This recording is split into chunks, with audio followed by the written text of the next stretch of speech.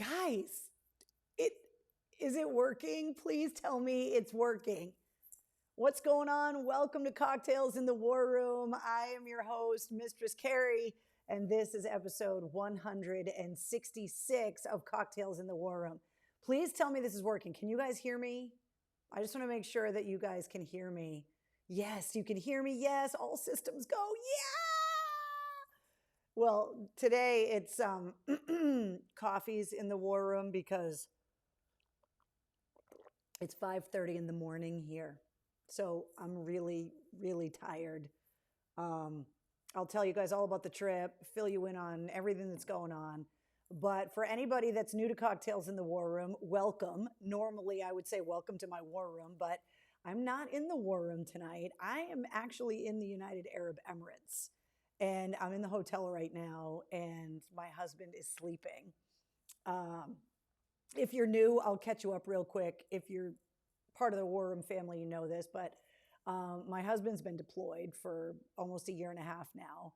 And I finally, because of COVID and everything else, was able to meet him in the UAE and to be able to take some vacation time so that I could come and see him.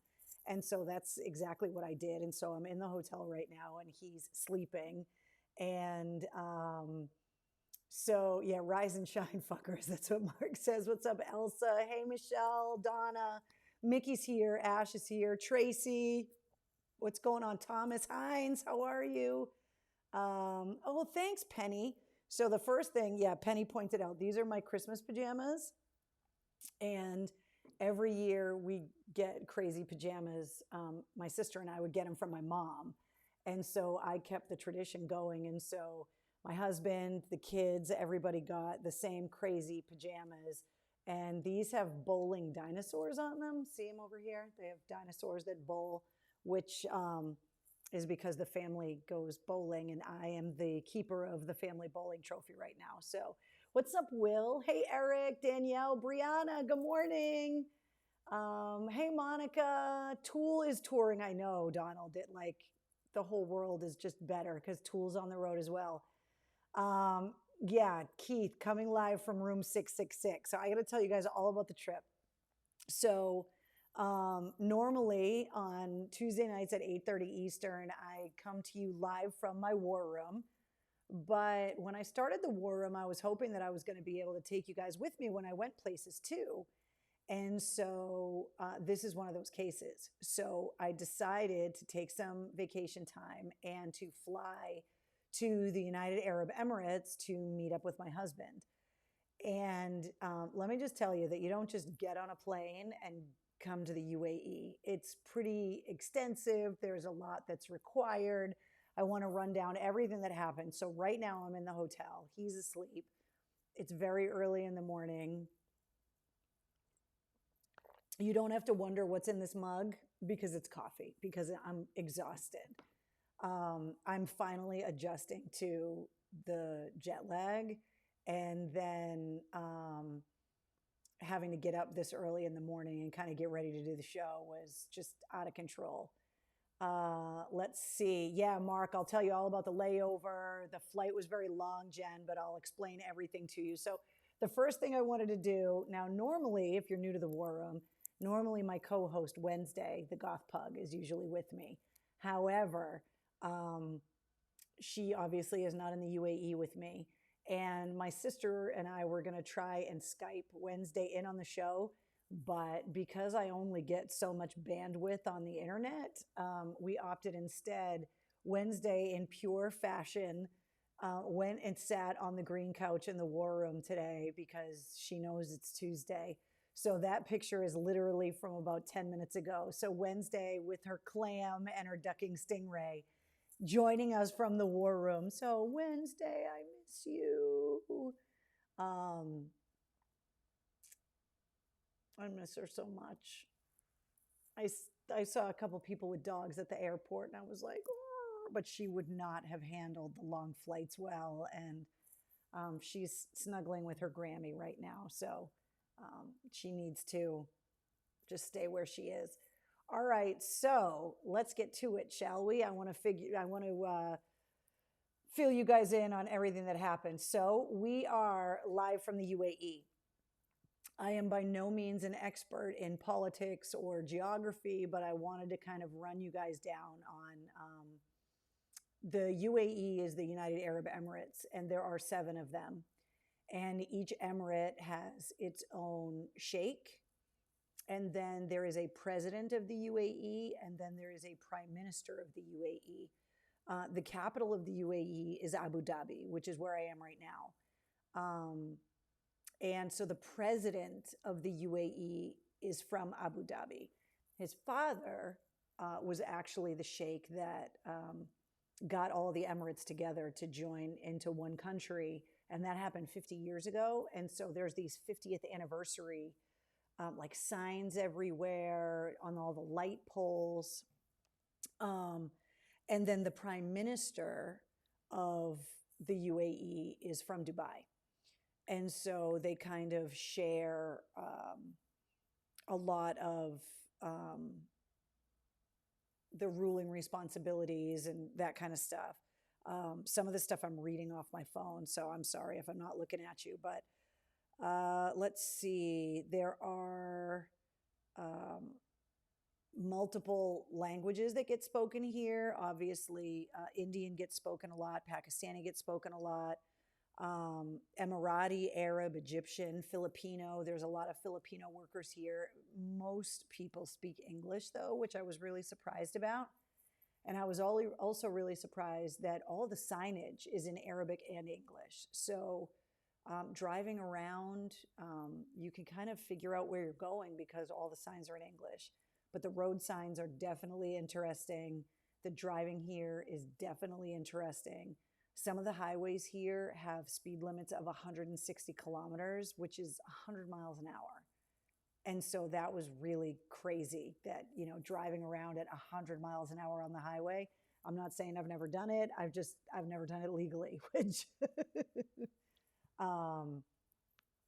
it's been really interesting to see some of the cultural differences. And, you know, they say everything's big in Texas. The UAE is kind of like that too. By the way, this is the sign that greeted me when I landed at the airport, which is hilarious. So that's why it's hung up back there so you guys could see it. And one of the things that's interesting is that there's people everywhere working. There's no trash on the ground anywhere. The streets are incredibly clean. And wherever you go, there's just constantly people working everywhere. Like I went into, there's this place called the Corniche.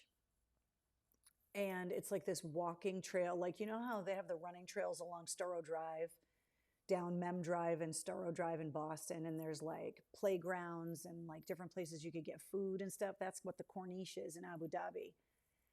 And then along the river or the inlet, I guess, there's a place called the Mangroves. And there are mangroves like you see in like Key West and stuff.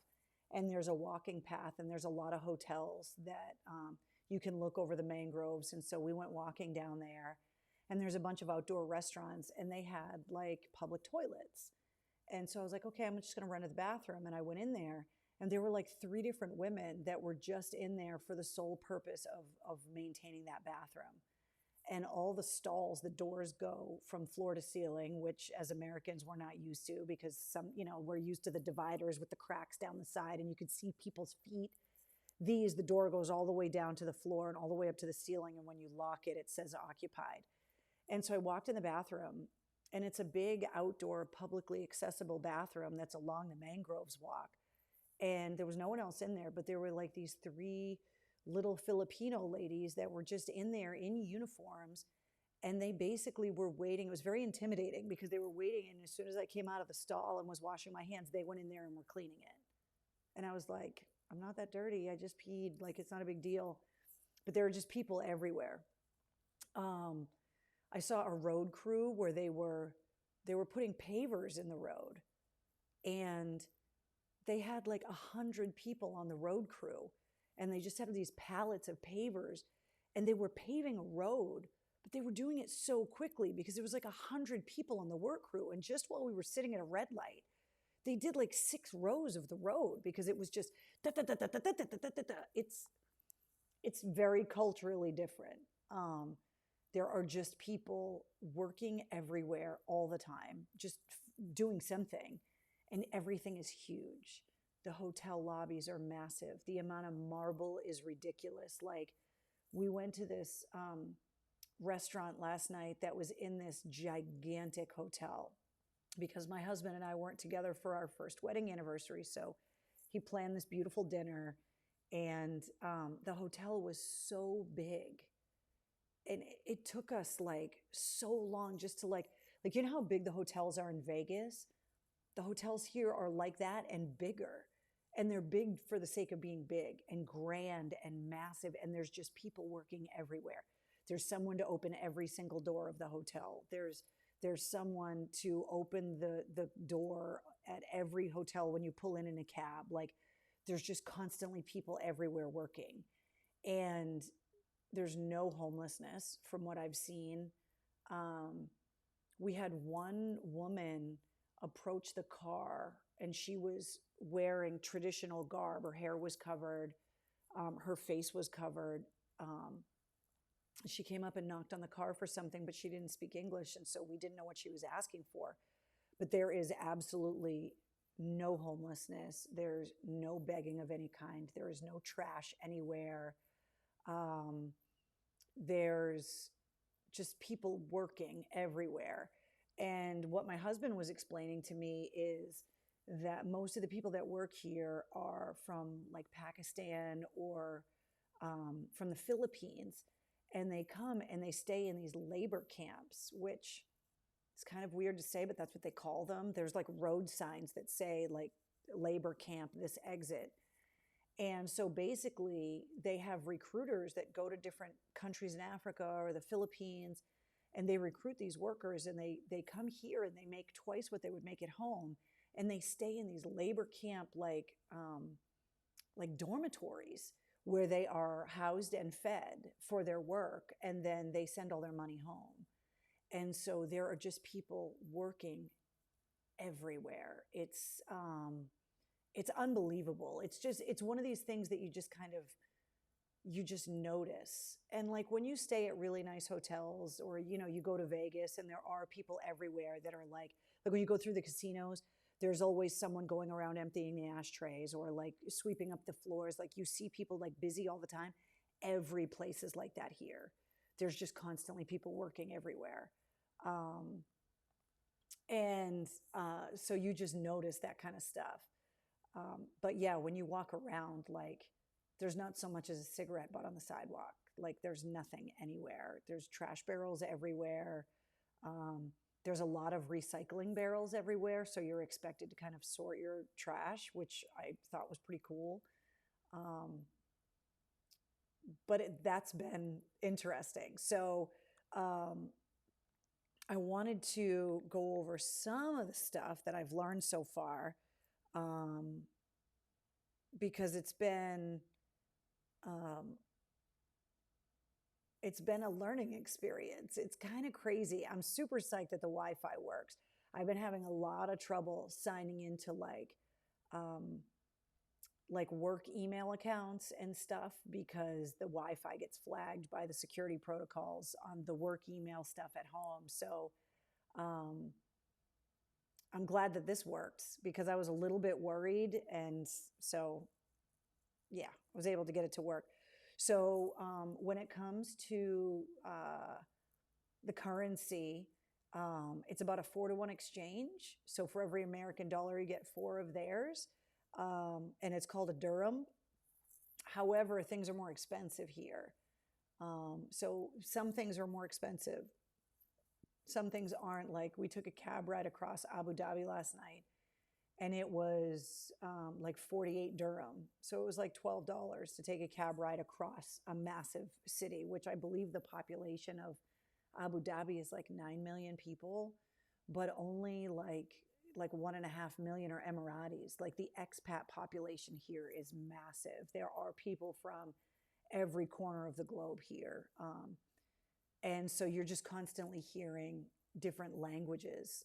Last night at the table next to us, There were people that were, I think, Dutch, and then there were people that were from India, and then there's Emiratis, but then there's people from all around the Middle East as well.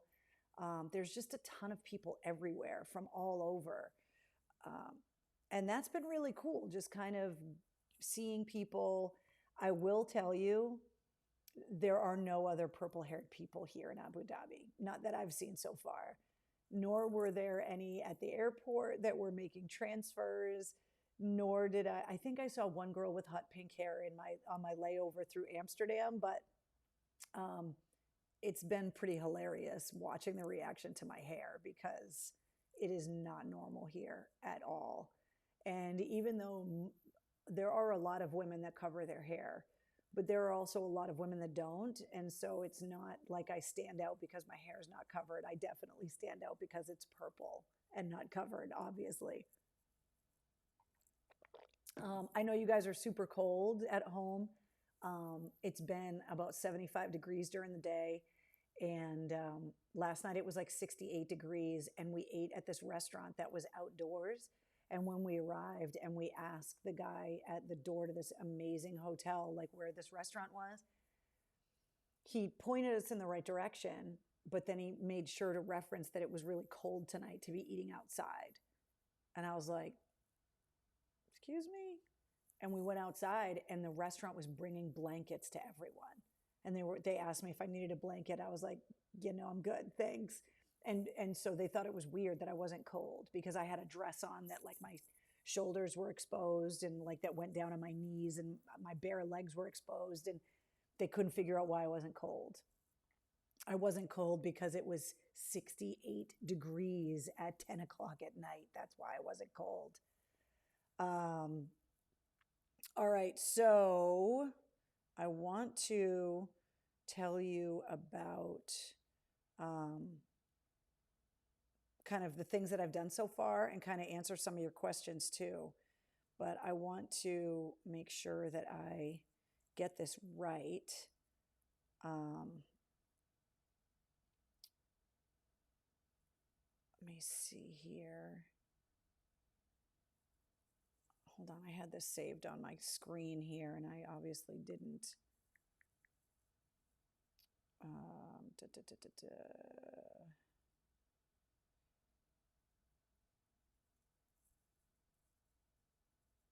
So one of the things that I saw was the presidential palace. And I mean, if you think the hotels here are big, like the presidential palace is just crazy big. So the absolute ruler of the UAE is the prime minister. And he's not only the Sheikh of Dubai, but he's also the prime minister for all the Emirates. And his name is Maktoum bin Rashid Al Maktoum. So he's the prime minister here. The president is the son of the president that unified the UAE like 50 years ago. And so they kind of, the Emirates vote amongst themselves who the prime minister is going to be and who the president's going to be. And so the president, I think by tradition, is from Abu Dhabi, and then Dubai, the prime minister is from there. And then the vice president, I think, is from Dubai or from one of the other Emirates. But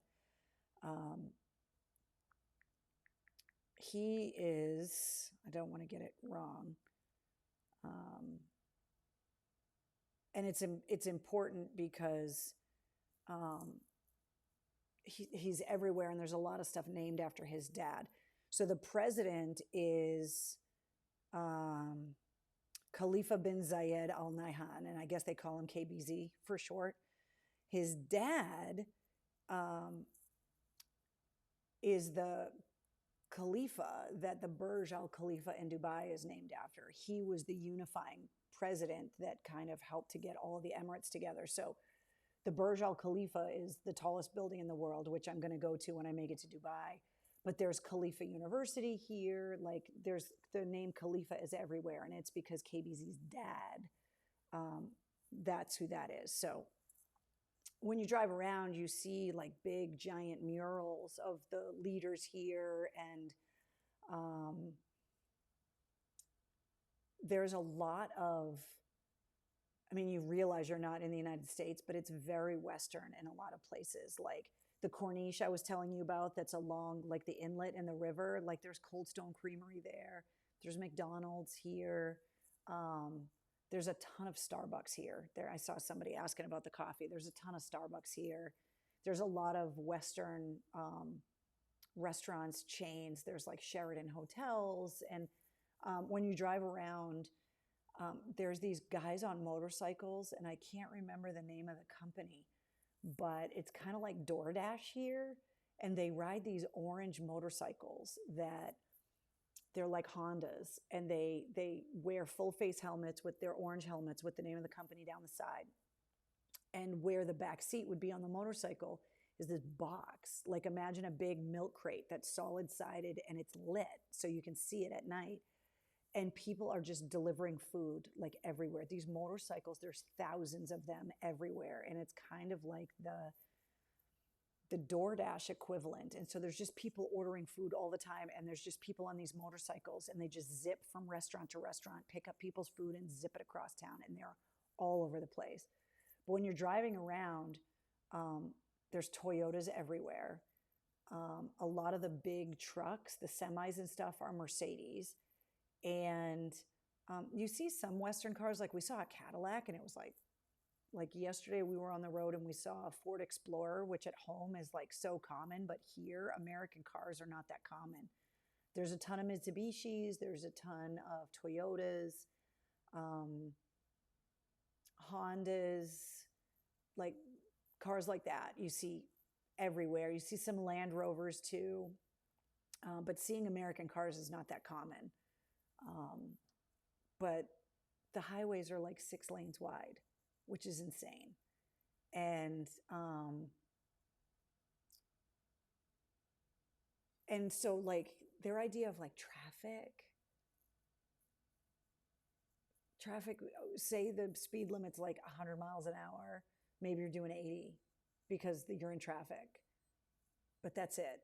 Like we've been listening to BBC One, which is the radio station here, and it's British and it's like pop music, but the DJs are British, and they give like local traffic updates about like Dubai and Abu Dhabi and stuff. And it's been really interesting. There's no rock radio here that I've been able to find anywhere. So that's been interesting. Ralph, the weather is warm here, but to their standards, it's cold. I mean, they're used to over 100-degree weather in the summertime, and it's mid 70s. It's like the perfect New England temperature. Like, you know, those perfect New England spring days where it's like 75 degrees and there's like a light breeze. That's how it's been since I got here. It's been beautiful. Yeah, Eric, SUVs are huge over here. Like the Mitsubishi SUVs, you know, things like RAV4s. There's a ton of them here. And then there's just a lot of like just little cars and just people zipping everywhere. Yeah, there's definitely no rock music here that I've been able to hear.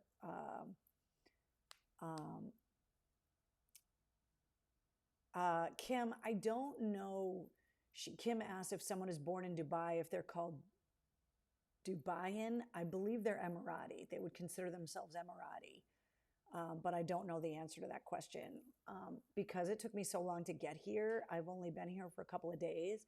And so I've been able to kind of walk around and see some things and talk to some people, but I'll know way more next week when I get back.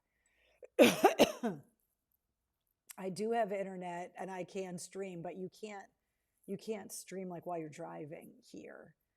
My phone is not set up to do that. So we're just listening to BBC One and listening to the British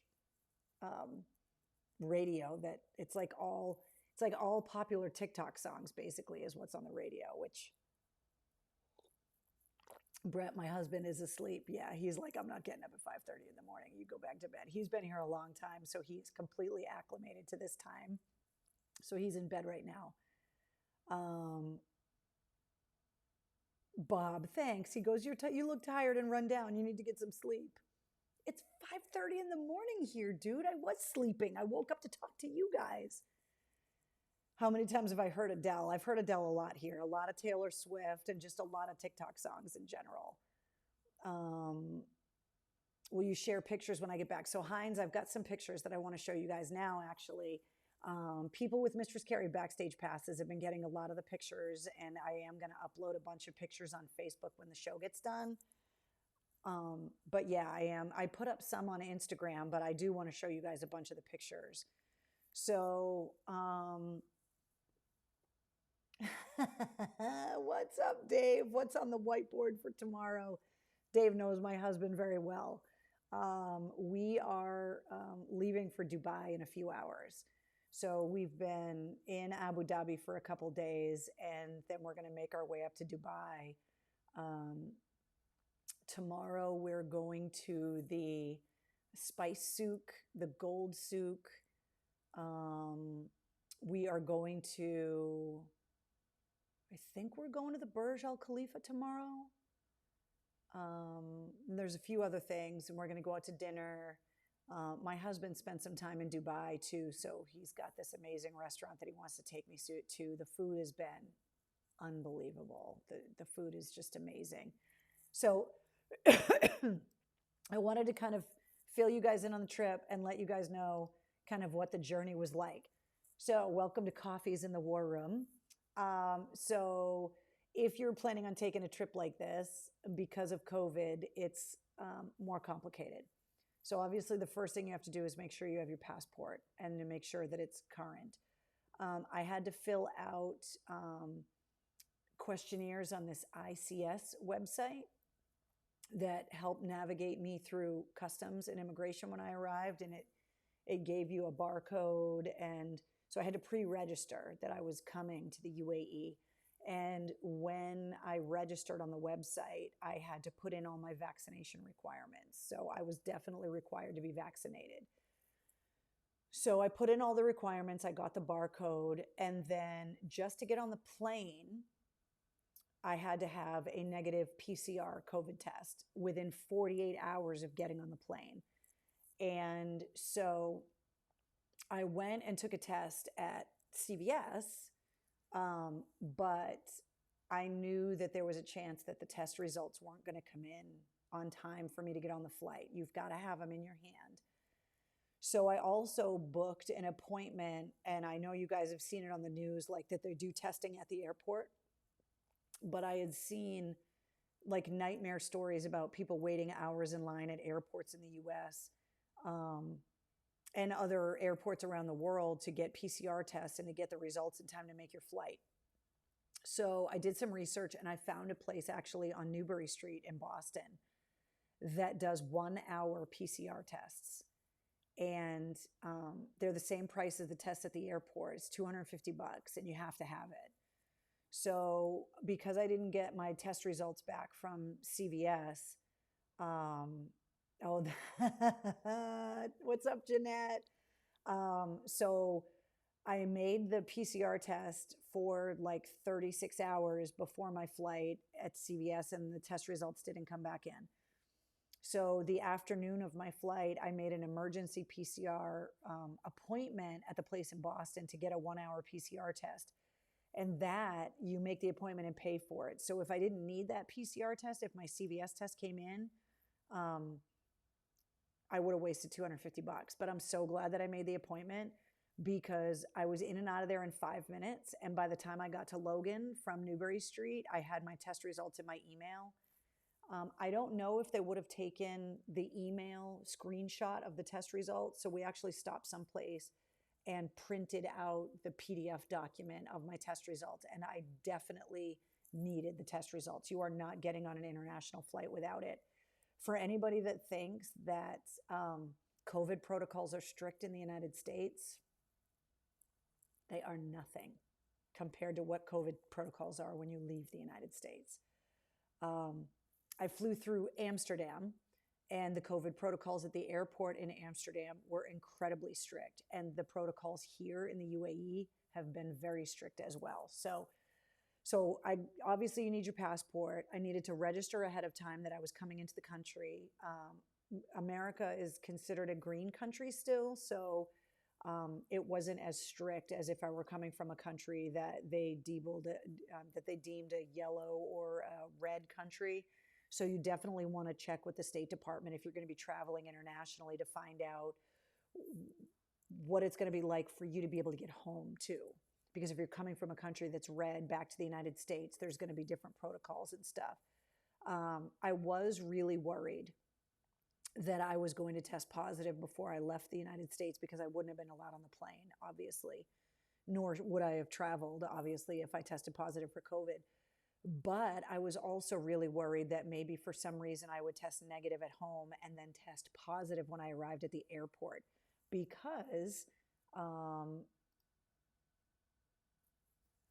you get tested when you land too. So this is some of what I saw at the Amsterdam airport, which I'm so bummed out. I'm not flying through Amsterdam on the way home because the food at the airport in Amsterdam, it's literally the land of stroopwafels. Like we've been talking about stroopwafels. They're literally everywhere at the airport. The food at the Amsterdam airport, like the duty-free stuff, this is like gourmet cheese shops. These are wheels of Gouda cheese. This is what you buy at the airport to like bring home with you. If I were flying through Amsterdam on the way home, I would have literally emptied my entire carry-on and just bought all of this to come home.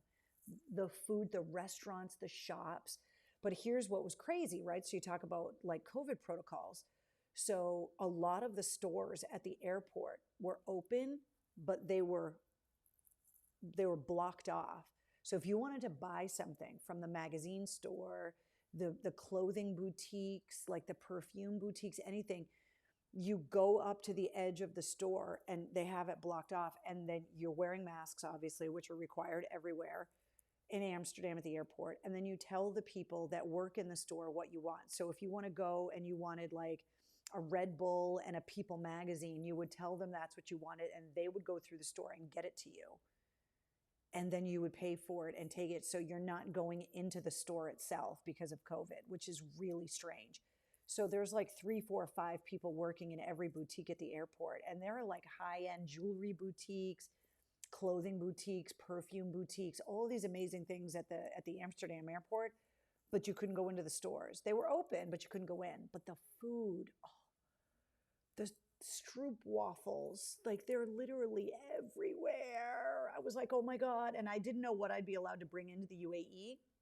So I didn't buy anything, but I really wanted to because the cheese.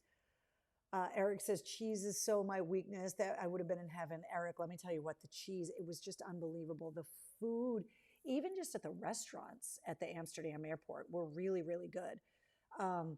It was weird navigating. So I had like a 5.5-hour layover in Amsterdam, which is a really long layover when you took a red eye to get there and you're automatically dealing with the time change too, right? So they have these transfer stations. They call it like T1, T2, T3. And depending on what airline you're flying and where you're going to, you go to those transfer stations and you get your boarding pass for the next flight. So I didn't get my boarding passes all the way through to the UAE. I only got my boarding pass to get to Amsterdam, and then I had to get a transfer boarding pass to get on my next flight. And part of the reason was I had to show my vaccination paperwork and my negative PCR test to get on the flight at Logan. And then when I checked in for my flight to come to the UAE, the airline flying to the UAE checked my vaccination status and my vaccine status. I mean, and my test results before I got on the plane to come to the UAE as well. So that was 2 checkpoints for vaccination and negative PCR test. Then I got my boarding pass. Again, airport's incredibly clean, access to power pretty much everywhere, but you need the universal adapters. So I was able to just kind of set up someplace and get some food and kind of get on the computer and just try and stay awake because I was exhausted. It was first thing in the morning when I landed in Amsterdam time. And the other thing that I've noticed is like a lot of the internet streaming, like cable, like AMC Plus or HBO Go, like all of those things, they do not like the international internet. So like books, you're going to need, if you're traveling, to have a bunch of stuff downloaded. And I watched a bunch of movies on the flight. A lot of movies I had seen before. I tried to get some sleep. I was able to sleep a little bit. The airline food was actually really good, which was something else that I was super surprised about. And that booze was readily available the whole flight, which was a welcome change. Yeah, there were like at the Amsterdam airport, there was a store. I think I took a picture of it, but I don't think I have it here for you. But all they sold was alcohol, tobacco, and chocolate. And I was like, is that heaven? I mean, massive, massive liquor stores at the airport, so much duty-free stuff.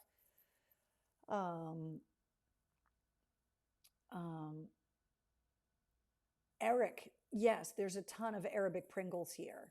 I took a picture of like the Lay's chips too. They have all kinds of crazy flavors, which is insane. So that's what the Amsterdam airport was like. And then I finally landed in the Abu Dhabi airport. So this picture is me navigating the airline to get outside process of the airport. And I took this selfie in this picture.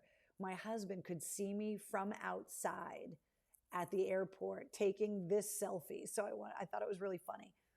So when you land, you obviously get your carry-ons, all that kind of stuff.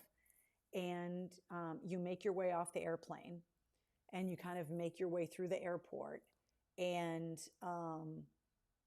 you go and I'm trying to remember the exact order. You go and get your bags. And then you go through customs with your bags and whether or not you have anything to declare. Then you go into the COVID protocol and you are immediately given a PCR test at the airport. Required, you're not getting away from getting it. And when I tell you the testing facility at the airport, it was insane.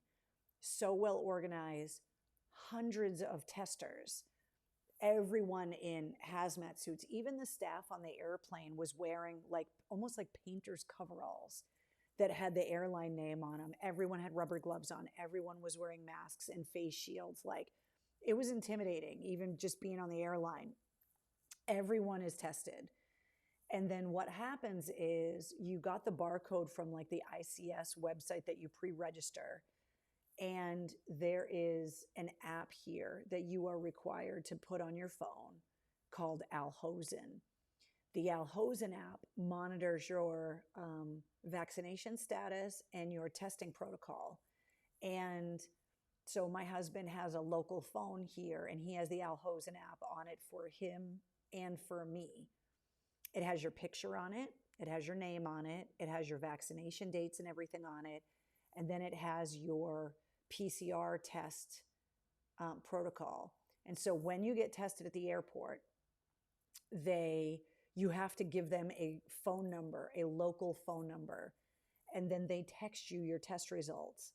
And that whole process generates a number that you need, that you get from the government, that you put into the Al-Hosen app that merges with that ICS website. So it's your name, there's a photo of you, and it has all your vaccination dates and your PCR dates. And they tell you right at the airport, you're being tested today. You need to get tested six days from now. And it tells you the days you have to get tested. And there's testing facilities all around the Emirates. And when you go there, you get your results. They text them to you, and then you put that into the Al-Hosen app.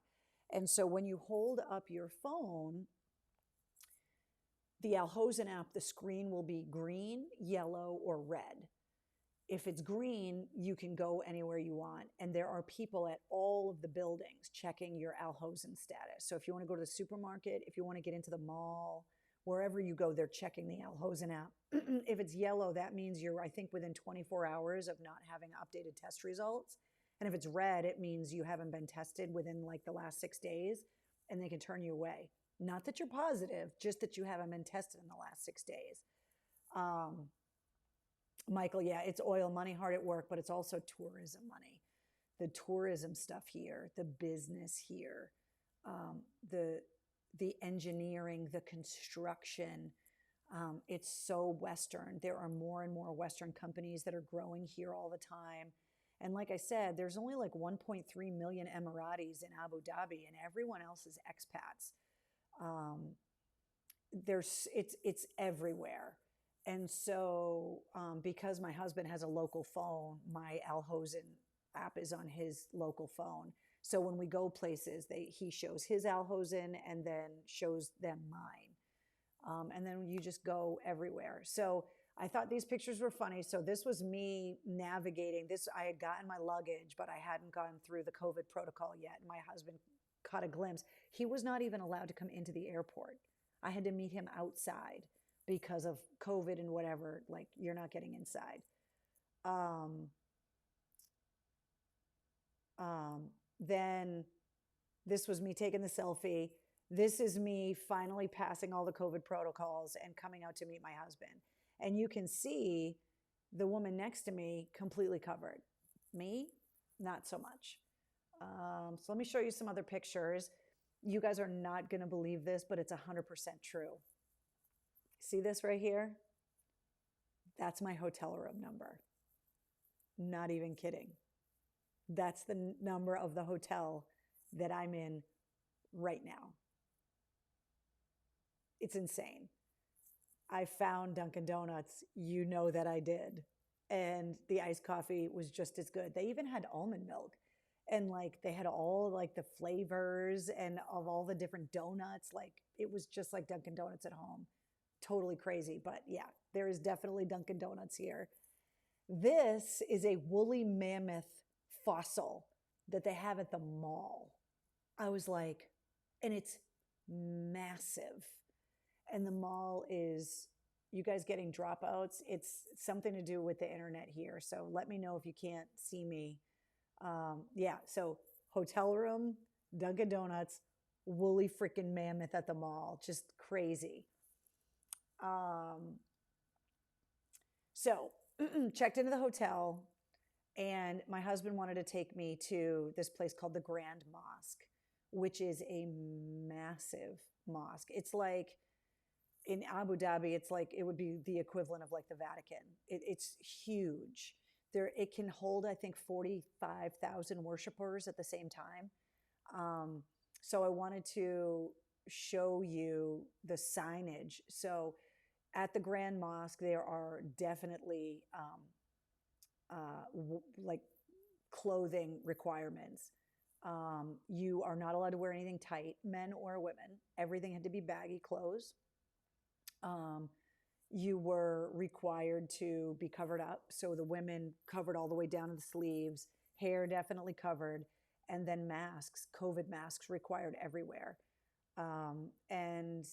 Men have to be covered as well. Obviously not their hair, but they had to wear COVID masks. And you can't wear anything that has like emblems on it. Like, you're not going to walk around the Grand Mosque in like a Harley Davidson t-shirt or like a band concert shirt. It's definitely something where you would be dressed like, if you were a man, like business casual. And for women, you had to be covered in loose-fitting clothes. These signs are everywhere. And this just shows you that it's not just women that look, they're like, these are all the hand gestures, because this is such a tourist place to go, that like you can't go there and like make hearts. You can't do like peace signs. You can't, my husband and I were going to take a picture with our arms around each other. That's not allowed. The only kind of touching that's allowed that you see in the picture up here is if a family is holding the hands of children. That's allowed, but otherwise,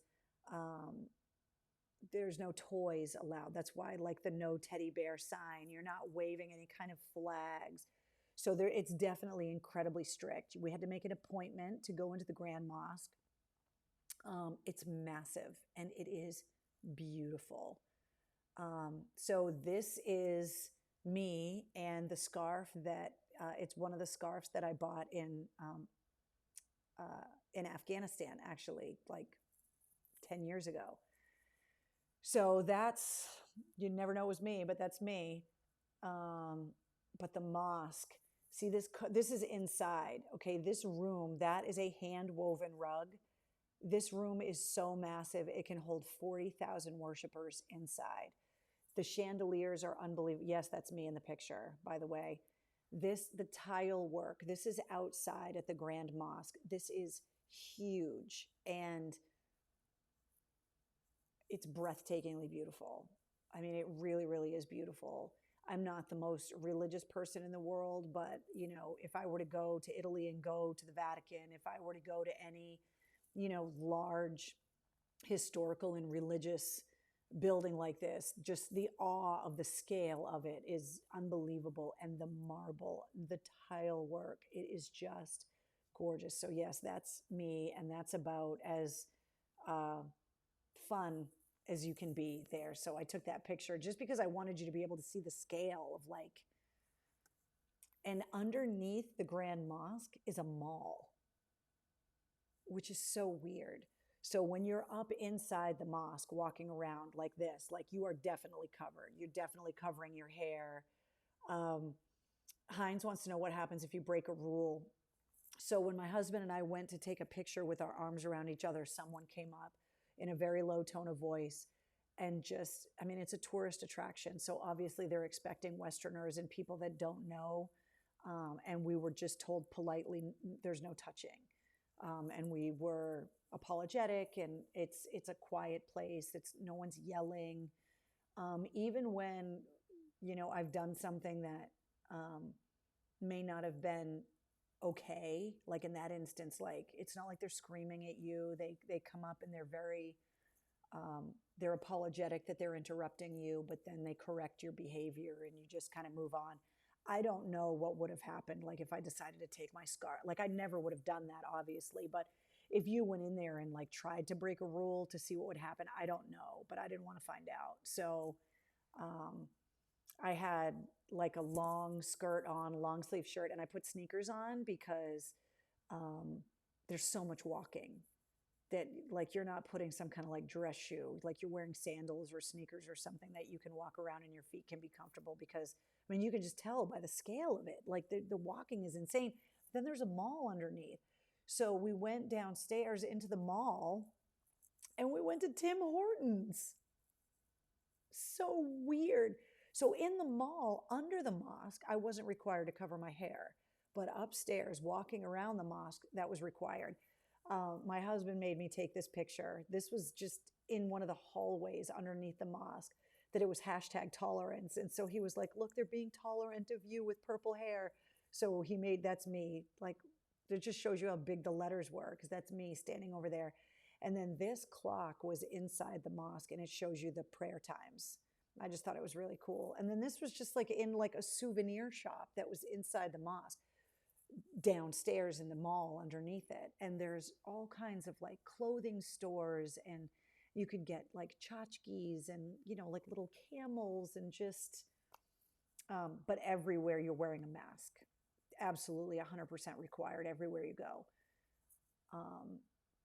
And so the other thing that I thought was really interesting is, depending on the dress of the women, there are some women that are just covered and that wear the headscarf, but their face would normally be exposed without COVID.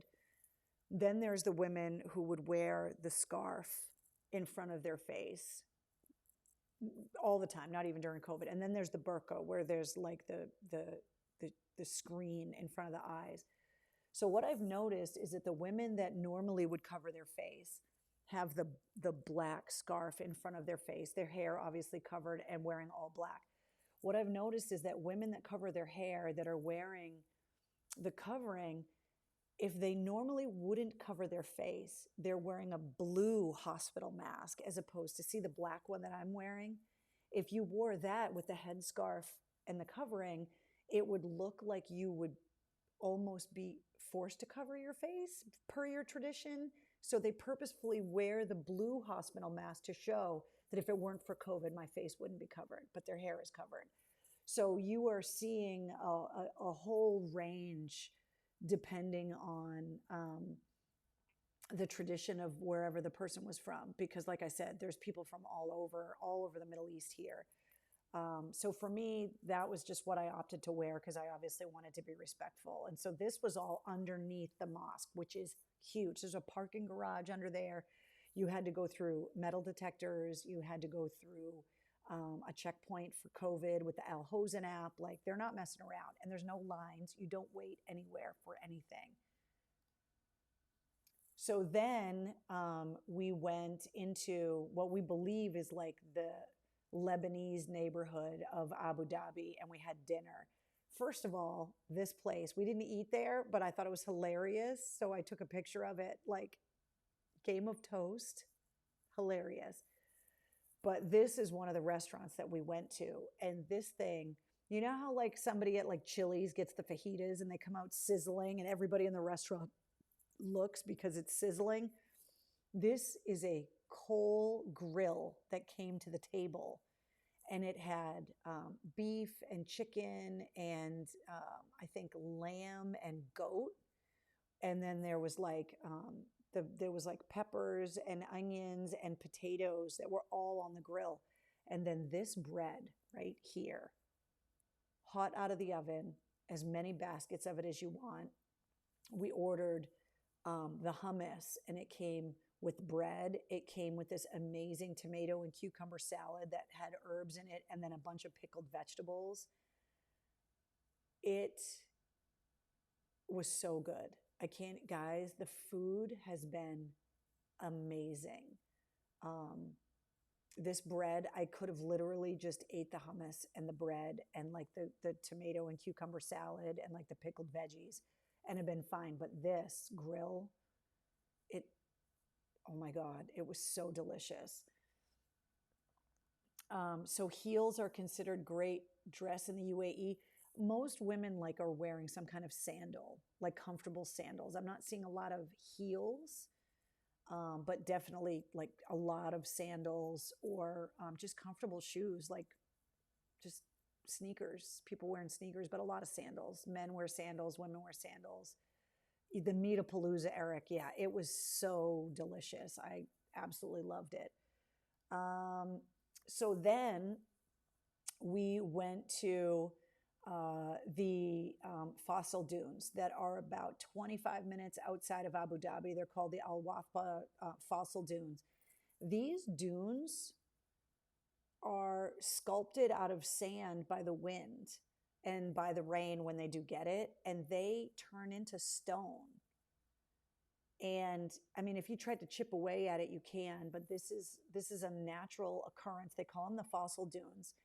And it has become a thing, especially with the internet, that people want to go there and take pictures. And so what was happening was people are climbing on them and then to take pictures and just to go and see them or whatever. And so what they're doing is, you can see it in this picture up here, you see the rope. So what they're doing is they're making this pathway up through the dunes, and they're lighting the fossil dunes. And this is all in construction now, and it's going to open in the next few months. My husband went here a year ago, and there was nothing there. And now, like 11 months later, they're putting like an amphitheater in. There's parking lots. They're lighting it all. And so they're restricting people being able to climb on the dunes because they were destroying them. But these dunes have been there for thousands of years. And the sand, so I wrote that, just like carving it with my finger in the sand is like baby powder. It is like, you know, when you go to like Hampton Beach or wherever, like the sand is a little bit like rough. This is literally like baby powder. And I took my shoes off and was just walking in the desert, and it was the finest sand. And when you got out of the desert, like when we went back towards the car, like the sand just came right off my feet. Like it was so soft and so nice. So I just wanted to show you like how powdery the sand was in the desert, because I just took my finger and just wrote on it. But the fossil dunes, it was really, really cool and beautiful. But that's like hard. Um, and so what they're doing is there's all these dunes and they're putting these giant like LED lights that are different colored. And I think it's going to look kind of like a Red Rocks thing. I think they're going to be able to have concerts there and stuff, but you'll be able to go and see the dunes, but you're not going to be able to walk on them. Let's see. So this is me at the fossil dunes. And then this shows you like the signage and stuff that of what they're building there, because this is all new construction now, that they blocked off the desert to get there, so that if you want to get there, you got to go through one gate with a long paved road. There's facilities there. They're putting in bathrooms. They're going to have like a whole area where food trucks are going to be. They definitely are putting in like a stage for like live music. And then you can see the fossil dunes in the background.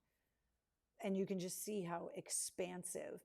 But then right behind the fossil dunes, you can see it in this picture, just massive power lines. Like the power lines are just like high tension wires. They're just, I have not gotten, I didn't bring sand home yet, because one of the things that my husband and I are going to do while we're here is we're actually going camping in the desert, not in Abu Dhabi, but over the next week.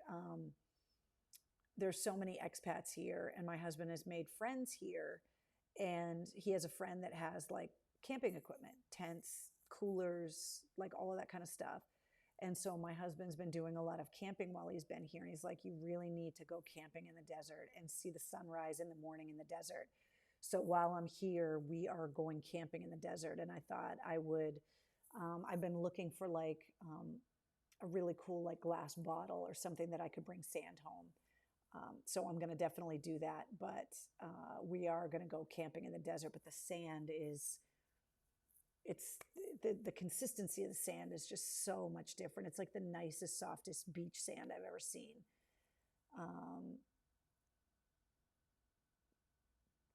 Let's see, Eric, there's no swoob weather here. Like it's dry, but it's not hot. It's been 75 degrees every day. The temperature is perfect.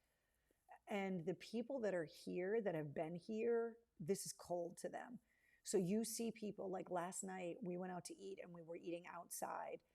And the restaurant was bringing blankets for the people that were also eating outside. And there were people walking around in like down parkas.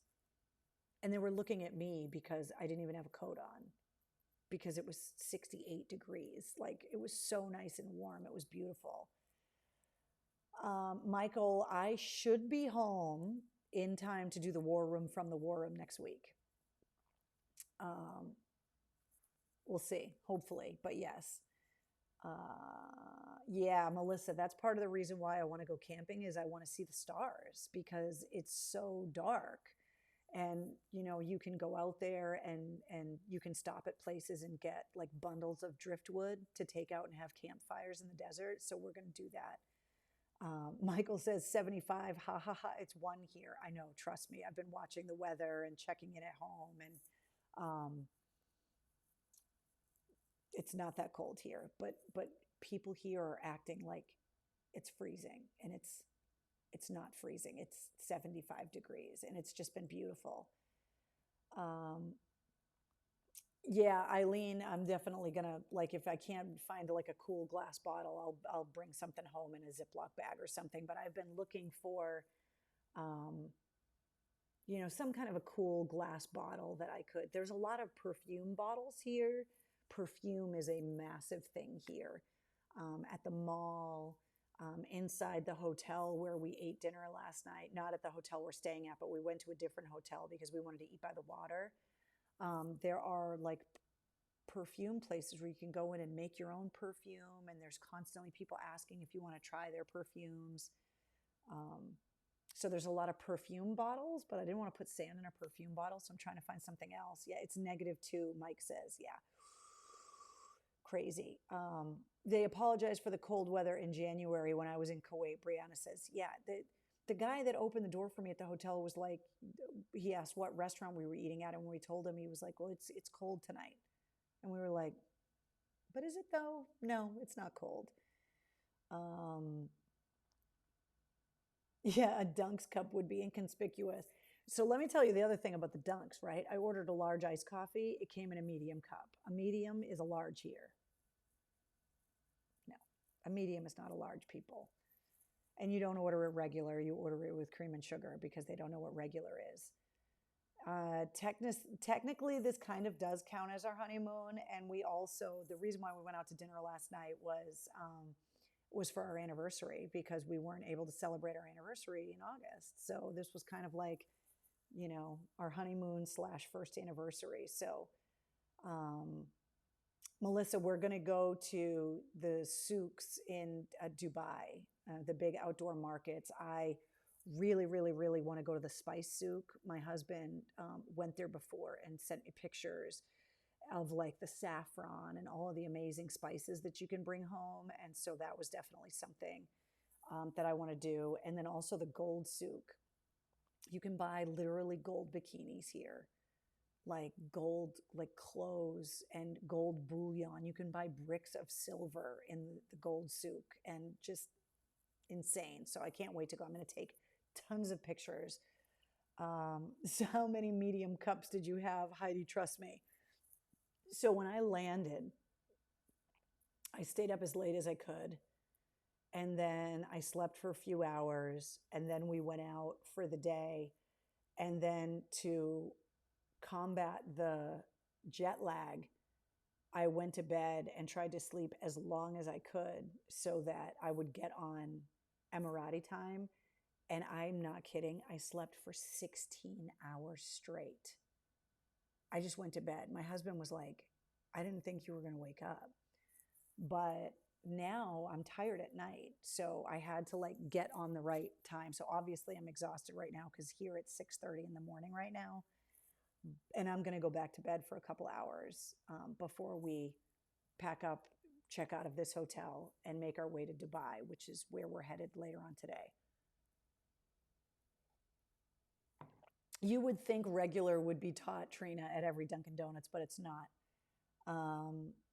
Keith says, okay, fine, you can bring me back a gold brick. They charge you for them here, but I guess Dubai is one of the best places if you want to buy like gold bullion. Like the prices are the best here, but I'm not buying gold. Are you kidding?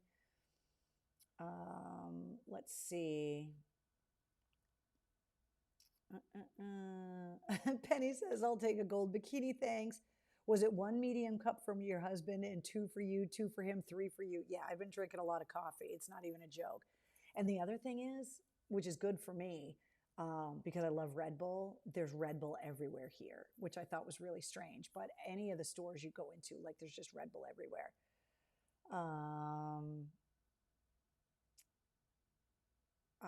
Oh, thanks, Fernandez. Yeah, I haven't met other troops here yet, but like my husband kind of took me around and kind of showed me where the different bases are. And good night, Ryan. And Brett says Mistress Carrie in a gold bikini beats Princess Leia. Yeah, I've heard that you can buy gold anything. Like if you want to buy a gold toilet seat, you would get it at the gold souk in Dubai. So I'm really interested just to go in and like take pictures and stuff. I didn't put a cell phone plan on my phone, but my husband can make a hotspot with his local phone. And then I just use the Wi-Fi when I get back to the hotel. So that's how I'm able to like upload stuff and whatever. Eric says, any different alcohol drinks from the area that you like?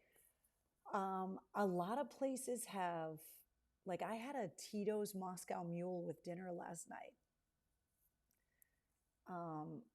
There was a lot of wine I've been noticing, but like there's alcohol everywhere.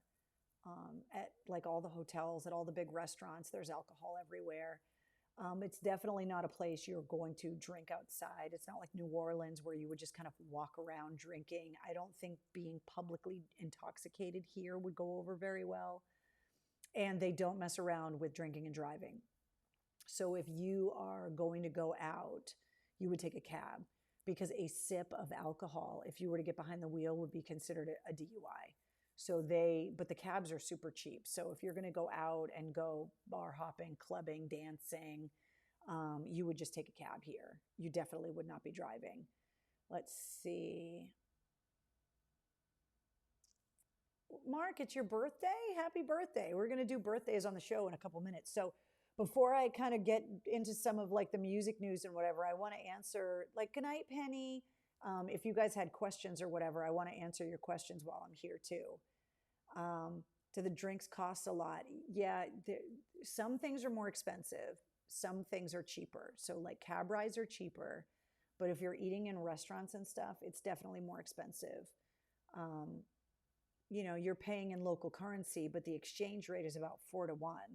So, um, if you were going out for a fancy dinner, you could get $100 steak, and that's $100 American. So it would say 400 next to the steak on the menu, and that's but there's no gratuities like that. That's part of the bill. So when you get your check, um, that's the amount you owe. There's no like figuring out 20% gratuity or whatever. The only time that I've seen my husband like tip people is like if they went, like when we went out for like our anniversary dinner last night, there was someone at the hotel that saw us like taking pictures and came over and like wanted to take our picture for us, and like it was an employee at the hotel and was like, oh no, go like this, and oh no, you can see the buildings better, and spent like 5 minutes with us taking the perfect anniversary photo. And so my husband kind of gave him, a little bit of money to say thank you or whatever. But tipping is definitely not something that is like required here. But if you do it, it's really, really appreciated. Do they have Grey Poupon? I'm sure if you asked for it, they would have it. Let's see. Have I seen Police? Oh, I've definitely seen Police. First of all, there were a ton of police in the Amsterdam airport. But I've seen police cruisers like on the highways and stuff, and like cruisers around like road construction. But like walking around the streets, I haven't really seen a lot of cops. There's a lot of security around like the Grand Mosque and stuff, but that was security that was specifically there for the mosque. That I don't think they were law enforcement. Are you going to ATV on the dunes? Well, we've been looking into a bunch of different things. Like there's a Ferrari World here, but things are only open on certain days of the week. And so I was trying to find a time that maybe we could go and like drive a race car or whatever. Brett, there are absolutely no homeless people here. I have not seen a homeless person anywhere. Like I said, there was one woman that came up to our car when we were parking in the Lebanese neighborhood to go to that amazing restaurant. And she knocked on our window and asked something, but we couldn't understand what she was saying because she did not speak English, but most people speak English. But no, there's no homeless people here anywhere because I would assume that there's places for them to be, but there's just people working everywhere at every level of job. So no, there's no homelessness. There's no trash. There's no littering, like nothing like that. There's no graffiti on bridge abutments. Like when how like at home, like if you were going by like a highway overpass, like people would have it spray painted and tagged. All of like the highway like overpass and stuff, they're all tiled with these mosaic like murals and stuff. So there's no graffiti, not that I've seen so far. But like I said, I've only been here a couple of days. Like a soda would probably be like a couple of bucks. It would say like 8 on like a menu or whatever. Marcy, I was only at the airport in Amsterdam, and there was like everything. There was all different kinds of food and whatever. But how's the hotel room? Does it overlook the city? This one overlooks the pool. The cityscape is absolutely beautiful. The buildings are gorgeous. There are some hotels where you can overlook the mangroves and overlook the water. The hotel that we were at, if you guys want to Google it, last night we went to dinner at this hotel called the Emirates Palace, and it's a giant hotel and resort. And we just went there to eat dinner. We're not staying there, but it's run by Mandarin Oriental. And if you Google Emirates Palace, like the resort, just look at the pictures of this place. it's it was ridiculous. Like just the marble and the lobbies and the ornate like ceiling murals and the chandeliers, like the opulence is just off the charts. I don't know what it would cost to stay in a hotel like that because, like I said, I'm definitely not staying there. But um, the bed, Heidi, is uncomfortable. It's very hard and very low to the ground. I actually brought my own pillow. And so when I was unpacking with all my baggage, that my husband calls it, when I got here, my husband was making fun of me for all the luggage that I brought. And then when I showed him that I brought a pillow from home, he might not let me take the pillow home because the bed is not comfortable. It's very hard. Okay, so Jeff, so the flight to Amsterdam was about 6 hours and 40 minutes, and I believe a 6 hour time change to Amsterdam. Then it was a 5 hour and 50 minute layover that was scheduled. And then my flight was delayed 30 minutes in Amsterdam. So it was like 6 hours and 40 minutes or whatever layover. And then another 6.5 hours to fly into Abu Dhabi. So and it's a 9 hour time change. So it basically took me like 22 hours to get here. And by the time I landed, got through immigration, customs, the COVID protocols, like I left at like 7 o'clock at night Boston time and landed after midnight the next day.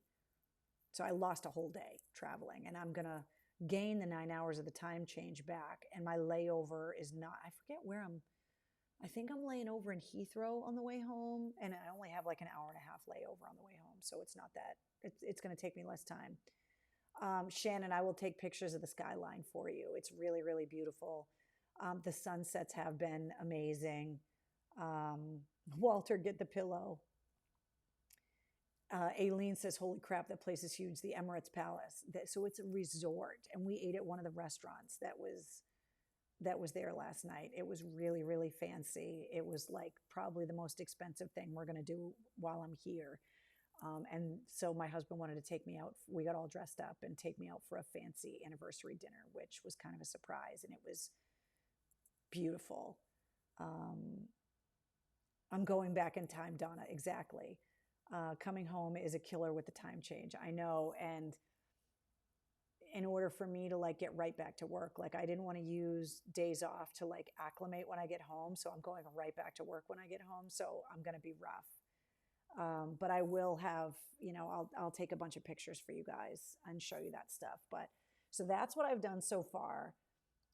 So I want to recap last week's podcast quickly. So my longtime friend Dale Arnold was on the podcast last week, who I absolutely love. Episode 83 of the podcast, talking about the book that he wrote about Sean Thornton, who was the tough guy, the enforcer on the Bruins, who's now down in Tampa. And I loved having Dale on the podcast. I miss being able to see him every day at work. He's still doing Bruins TV for Nesson, but he's just been a sportscaster for over 30 years. And so I just loved having him on the podcast. So thank you to Dale for being on the podcast. That was episode 83. And I want to announce who's going to be on the podcast this week because you guys are going to love this episode.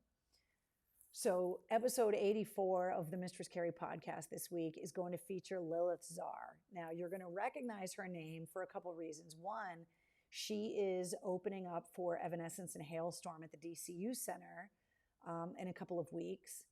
And she is also playing the big gig. So that's Lilith. And she is married to Andy Bierzak from Black Veil Brides. And so when I interviewed Lilith, I interviewed her a couple weeks ago, and she had just been pulled off of the Hailstorm Evanescence tour when they had to postpone the dates because the Evanescence camp had some cases of COVID pop up. They did that in Cincinnati, which happens to be where Andy Bierzak from Black Veil Brides is from. So she actually came off the Hailstorm Evanescence tour because of COVID, and she went to her in-laws' house to wait for Andy to get done with his tour date so that they could celebrate Christmas with Andy's family. So when I recorded this episode of the podcast, she was in Andy Bierzak from Black Veil Bride's childhood bedroom. Now, I have never met Lilith before. I was told that I would love her. And her and I, you know, that scene in Step Brothers where they're like, did we just become best friends? Do you want to go do karate in the garage? Her and I hit it off. This episode is so funny. You don't have to know who she is. You don't have to listen to her music. Her debut album is called Created from Filth and Dust. She is a singer. She appeared on The Voice a few years ago and had a similar experience that Chris Daughtry talked about on his episode of the podcast, where they wanted to make her a pop star and tried to not have, she has a very rock voice. Her and I both have very deep, you know, gravelly voices. And she had a really hard time because that kind of reality show machine was trying to make her into like this pop star, which is not what she is. She's a rock singer. And so originally we were supposed to talk for like 45 minutes.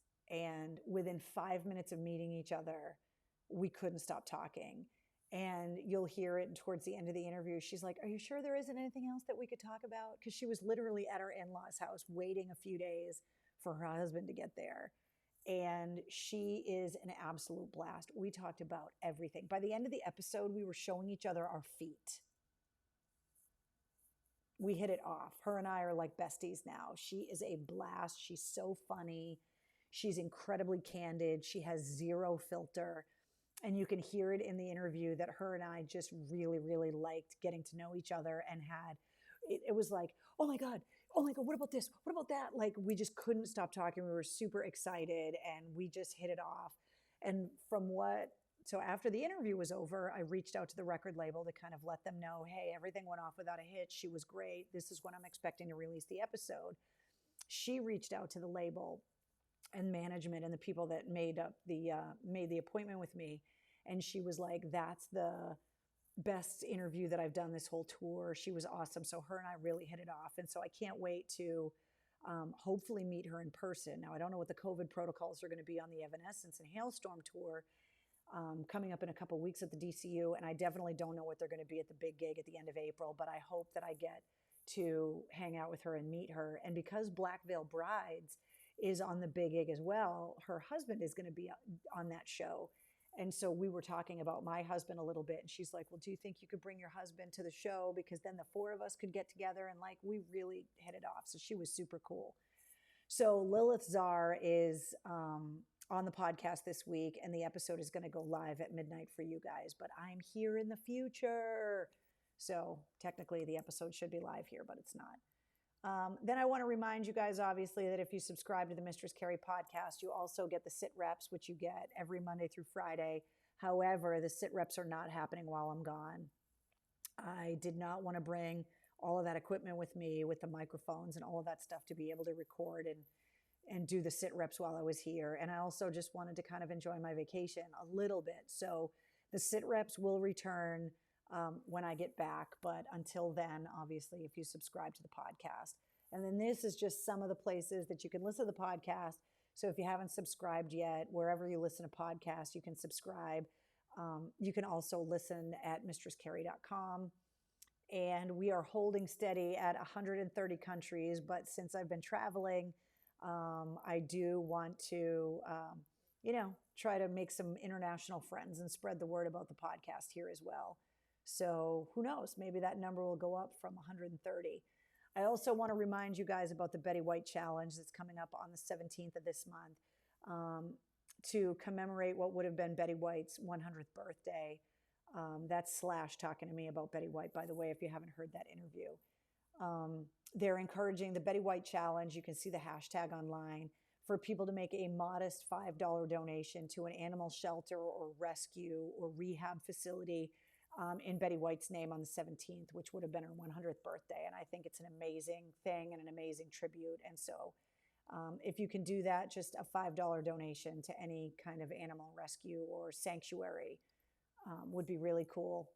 So just some music news that I want to remind you guys about. And there's a couple additions and changes that I want to call your attention to.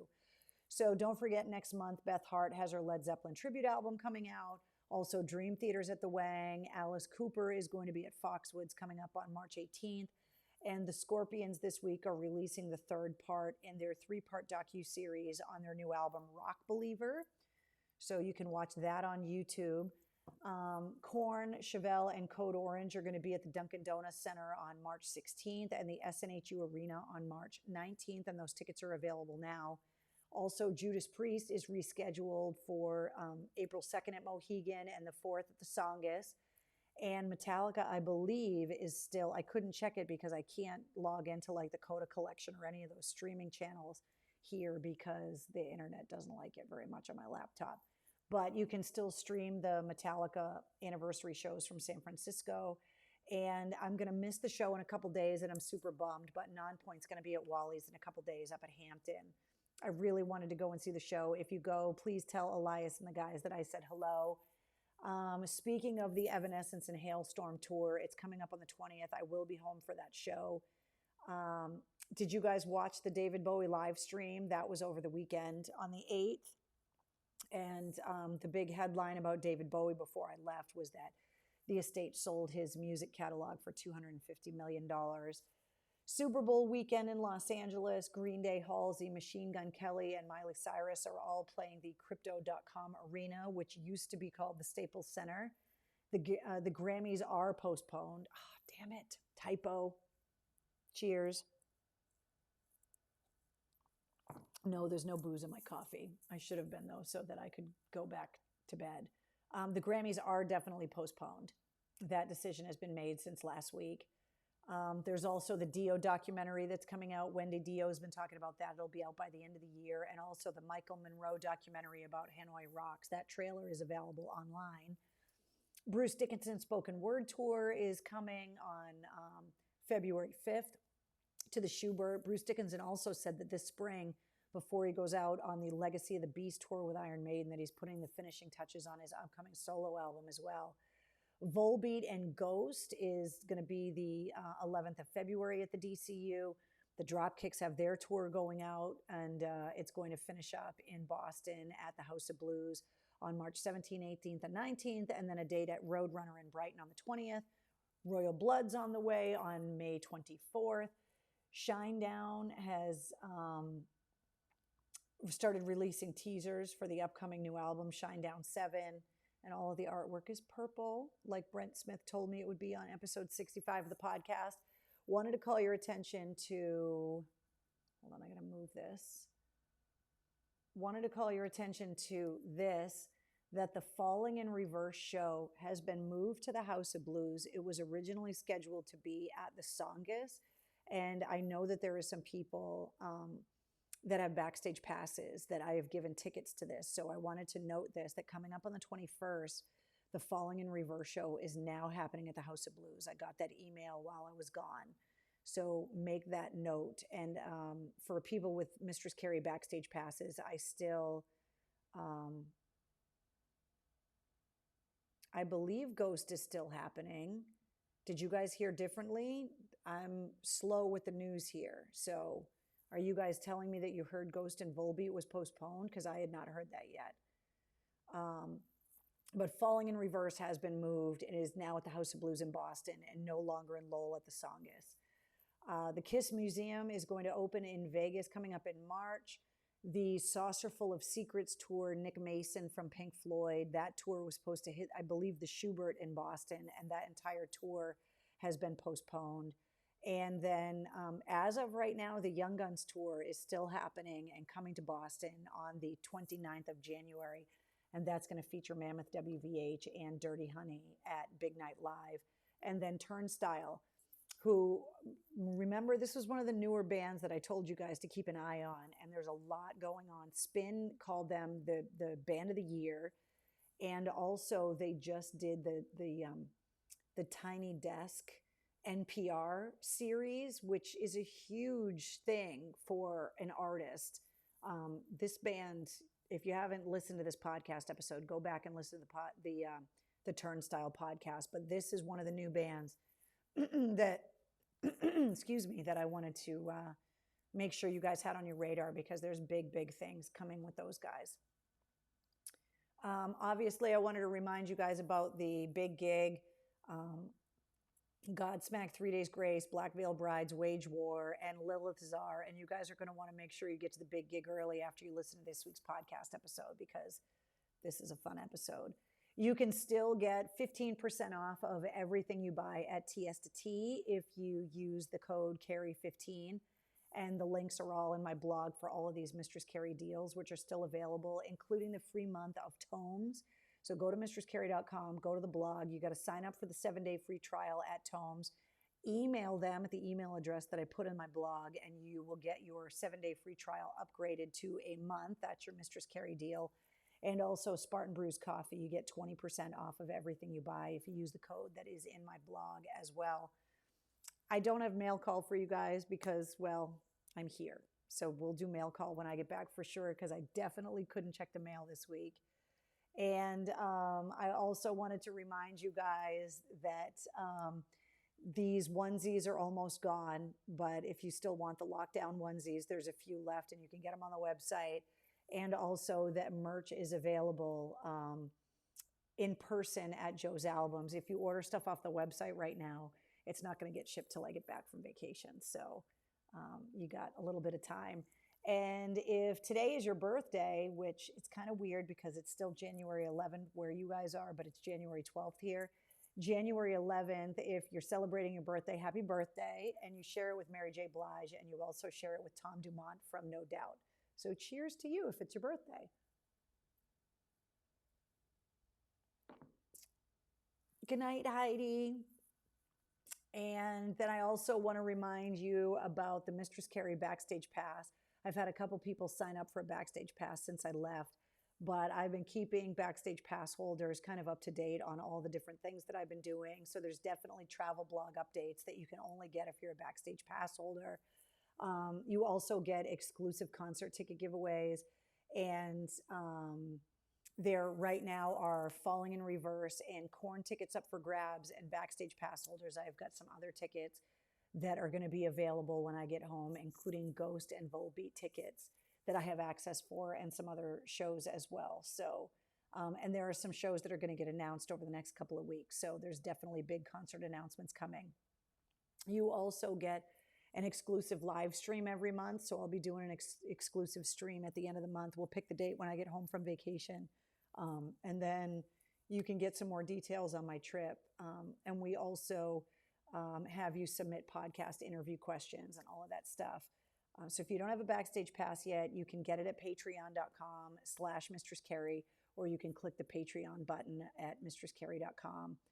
Happy birthday or happy unbirthday, Keith. I did hear about Bob Saget, Brett, and it made me so sad. From what I've read so far, there was no sign of foul play. There was no drugs or alcohol, or they hadn't come out with a cause of death yet. Betty White, it's come out that she had a stroke. I'm not sure what happened with Bob Saget, but it totally made me sad because everyone that ever met him, I only met him briefly once at the radio station. I never got a picture with him, but he was just super sweet. Paul says plenty of sunblock. It hasn't been that, it's not that hot, but yes, I'm putting sunblock on. What's up, Danny? It says, glad I'm on vacation. It is nice to be on vacation. It's 7 a.m. over there. Yeah, it is 7 o'clock in the morning here now. So the Hubs is going to be getting up soon. Police responded to his room. They think it was a heart attack, says Melissa. Oh, that's so sad. I'm so sorry. So I am able to keep up with the news and stuff, but also, I am trying to kind of unplug a little bit and enjoy time with my husband. He's been gone now for 16 months, and we've only been able to spend, since we got married, about 30 days together. He was home for a few weeks after we got married, before he deployed, and then I've only been able to see him for a handful of days, including when I went to Reno to kind of meet up with him while he was in the States working. So I haven't been able to spend that much time with him. And as you can imagine, being away from home for that long, um, he was really excited that I was able to make the trip. And with COVID, I wasn't sure that I was going to be able to make the trip. And so being able to kind of navigate this whole thing and be able to come and see him. Um, so it's been really nice to be able to come and spend time with him and to be able to go on some adventures. There were some things that he's been able to do that he was really excited to show me. And oh, Shannon, I did see that Sidney Poitier passed away as well, which was really sad. Um, Michael, he's not retiring soon, not anytime soon yet. Unplug and enjoy yourself. Thank you for sharing, says Lisa. The first 40 years of marriage are the hardest, says Michael. Enjoy your time. Go snuggle, Jen says. We're so happy that you could spend some time with him. Yeah, Melissa, it's been really cool. So I told you guys that these are like the family pajamas. And so now that he and I are together, like I bought him matching family pajamas too. And so we were able to FaceTime the kids and all have our family pajamas on at the same time, which has been really funny too. So it's been really, really good. I was worried at first that the Wi-Fi wasn't going to hold up and for me to be able to do the show, but I'm really glad that it did. I'm taking so many pictures. I am going to have so many more stories to tell you guys. I can't wait to go to Dubai. I've heard so many amazing stories from there, and just my husband has told me that if you think that Abu Dhabi is off the rails and like over the top, just wait until you see Dubai. And so I can't wait to go and see it. So I will take a lot more pictures and have a lot more stories, and that's kind of it. So there you go. Want to remind you guys, here's all the places that you can find me on social. I am going to upload a new UAE photo gallery on Facebook that'll have more pictures than what you guys were able to see on the show tonight. So you'll be able to check out a bunch of pictures as well. And I've been trying to put some pictures up on Instagram too. And I'll have way more stuff to put up when I get home. But I want to see him and you in the PJs. No, no, no, no, no, no. But I put my PJs on for you guys. All right, guys, that's it. That's the end of the show. Thank you guys for hanging out with me tonight. Thank you guys for watching. Thank you for all the love and support. I'm going to have a lot more stuff to talk to you guys about in the next couple of weeks when I get home. There are a lot of things happening work-wise right now that I'll fill you in on in the next couple of weeks. So it's been nice to kind of escape the stress a little bit. And if you guys could see like the contraption that I had to build. So I brought a banner with me because I wasn't sure what was going to be in the background here at the hotel. And then obviously the sign that greeted me at the airport, I wanted to show you guys, which is pretty hilarious. So cheers. Coffee's in the war room, a total success. Now that we know I can do it, now I know I can take you guys on more adventures. So you guys get a good night's sleep. I'm going to go lay down for another hour or two and nap up before we get ready to get on the road and head to Dubai. And then we are headed to a couple other Emirates before I get home. So a lot going on. Good night, guys. Thank you guys for hanging out with me. Wednesday, I miss you. Bye, guys.